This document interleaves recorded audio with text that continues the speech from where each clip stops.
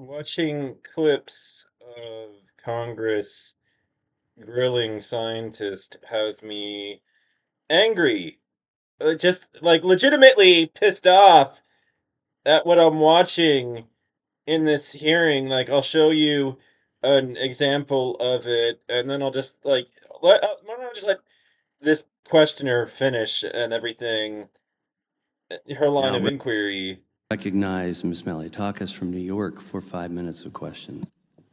Dr. Anderson, do you believe that the former CDC director, Dr. Redfield, is a conspiracy theorist? Yes or no?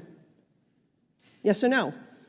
I think to the question of whether the former director is a conspiracy theorist is not really something I have thought about. So Well, I don't don't know, like because to you just label people accused as such. everyone who believes that there was a lab leak to be a conspiracy theorist. And back in March, the former I think they are. director of the CDC, Dr. Redfield, came before this committee, and he said that it was not scientifically plausible that the virus went from a bat to humans and subsequently became one of the most infectious viruses.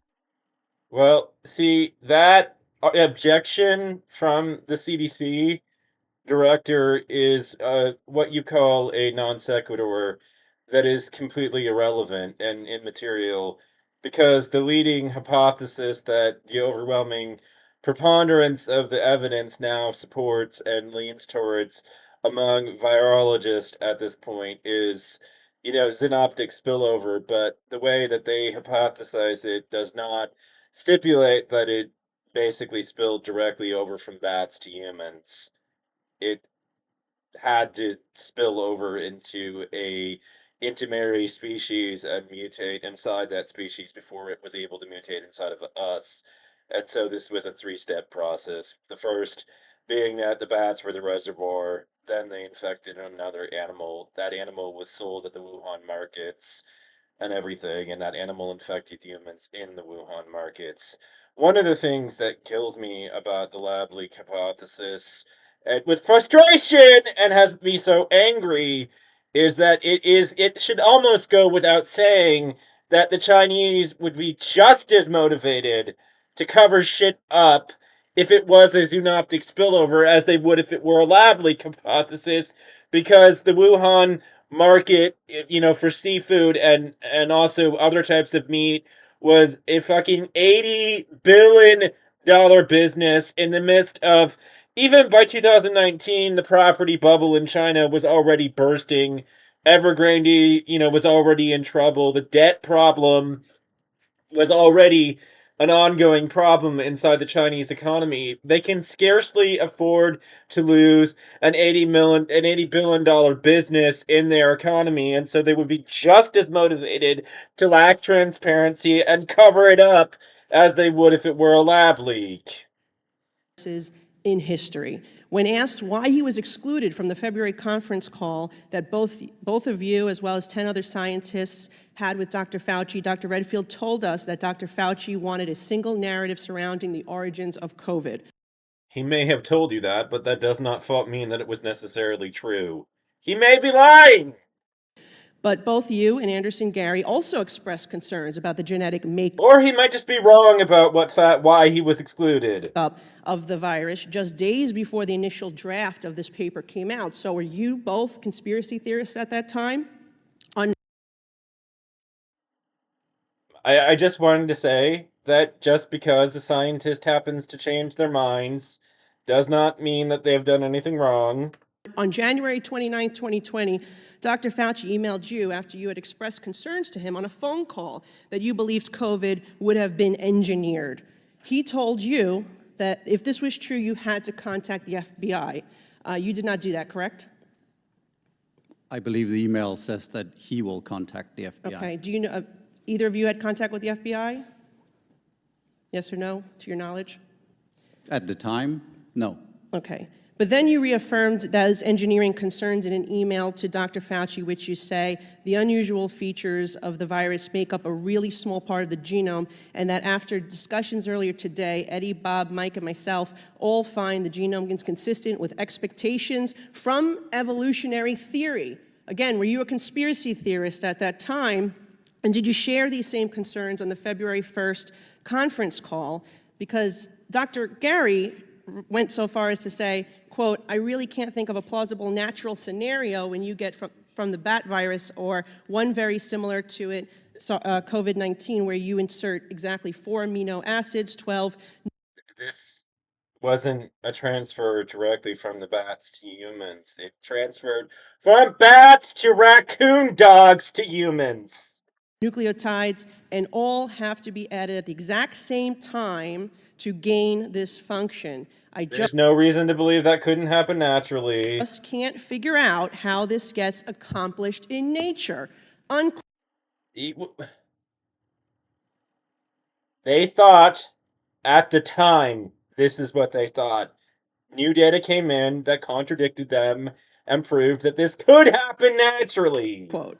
So then, within a matter of days, something changed. And that's what this committee is trying to get to the bottom of. What happened within that 3-day period between the conference call and the paper that all of a sudden you did a 180? And I'm practically screaming, motherfucker, bitch. We are scientists, not politicians. Flip-flopping is not a flaw, and it is only considered one, but that is delusional because it objectively is not bad. It is not a flaw, and the people who have demonized politicians for it are pieces of shit because they demonized them for it. They are psychotic. That is not a flaw, and their perception of it as such is nothing more than a fucking psychotic break with reality. Their perception is inaccurate. At best, it objectively is not a flaw. The same way 2 plus 2 is not 5. Flip-flopping is not bad, and it is not a flaw.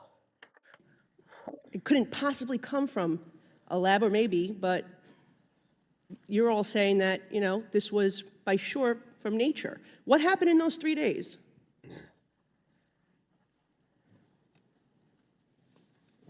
Well, we examined the genomes more closely. We looked at other coronaviruses, and there was some new data that came. Where did that data come from? The scientific literature, the publication of the pangolin genomic sequence showed that there was a receptor binding domain that was very close to the... And exactly what my colleague here brought up. Yes, exactly. Okay, and it was a very interesting. important piece of data because it showed that a lot of the theories about the virus having been engineered or put together in a laboratory were not true, because here was a virus in nature that had a receptor binding domain with exactly the same structure.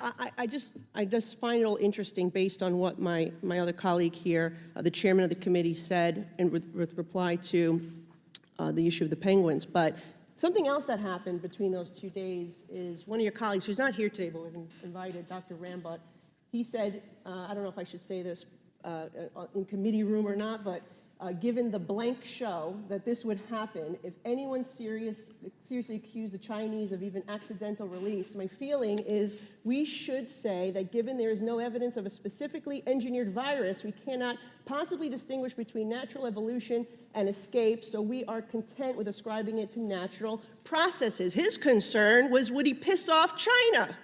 That's what his concern was. That doesn't mean that it was more likely, a lab leak. Look, something happened here. Politicians may flip-flop. Scientists do not flip.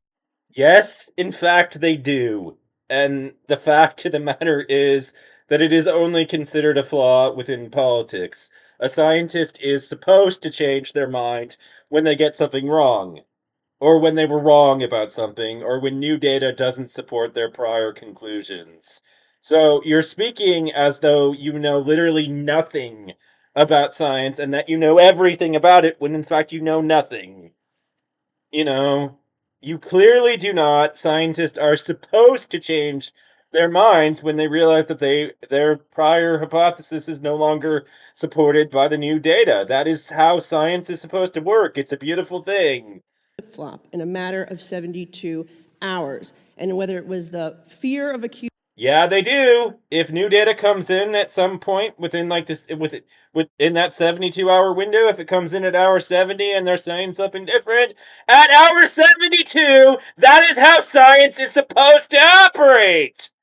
Using By hour Communist China 72, their mind would be changed, even if it came in 2 hours ago. for this leak, whether it was needing to get the FBI involved in what that might lead to down the line, whether it was the fact that I do believe you are speaking out of your ass about science. millions of US dollars had made their way, by the way, How is this relevant to the origin of the virus? to Communist China. Interesting chart I have here. Nice, but it's $3.7 completely million. immaterial Were to any where of this you aware virus or during any of this virus's origin whether it was drafting this doesn't paper, matter. conversations with Fauci, that Communist China received $3.7 million of American tax dollars, including to the Wuhan Institute of Virology. Was that ever come up in any conversations with Dr. Fauci? It did not. Okay. Dr. Anderson, no? It did not, and while I was aware of some of the work, I was not aware of the funding going, because that is obviously irrelevant to understanding the origin itself. I should point out, though, that in terms of labeling people as conspiracy theorists, is that considering a potential lab leak is a perfectly reasonable and scientifically justified. Yeah, sure, but the preponderance of evidence does not support a lab leak. You know, it points against it. I mean, where are the sick lab workers that are sick with the very virus that leaked? We did see some workers that were sick in November come out of the Wuhan lab, but they had flu-like symptoms, not pneumonia, you know, which points to the idea that they had the flu, not COVID. COVID was giving people symptoms of pneumonia of unknown origin. We didn't see lab workers come in with those type of symptoms. We came in with flu-like symptoms, so fever, throwing up, that sort of thing, which COVID is not associated with. Question to ask. I myself It is very likely that in Wuhan, at the time of the COVID-19 outbreak, the flu and COVID were both circulating. ask it. I have not called people that believe or think that You're more cautious than I am, you know, sir. Well, look, I'm not technically a scientist. I might be in training and everything, but I've always been known as more of a loose cannon, so. this could have come from a lab conspiracy theory. Okay, well, I'd like to just take my time back because I've run out, and I just only